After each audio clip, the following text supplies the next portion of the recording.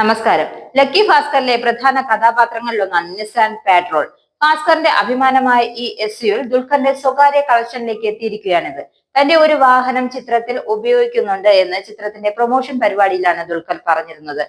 നിസാന്റെ ഐതിഹാസിക എസ്യു ആയ പാട്രോൾ 1993 മോഡലാണ് ഇത്.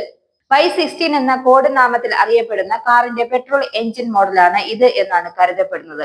ചിത്രത്തിന് വേണ്ടി വാഹനം റീസ്റ്റോർ ചെയ്തു എന്നാണ് ദുൽഖർ പറഞ്ഞത്. KL07DD0369 എന്ന നമ്പറിൽ രജിസ്ട്രേഷൻ ചെയ്ത വാഹനം എവിടെ നിന്നാണെന്ന് ദുൽഖർ സ്വന്തമാക്കിയത് എന്ന കാര്യത്തിൽ വ്യക്തതയില്ല. പാട്രോളിന്റെ 4ാം തലമുറയിലാണ് ഈ മോഡൽ. 1988 മുതൽ 1998 വരെയാണ് ഈ വാഹനം പുറത്തിറങ്ങിയത്.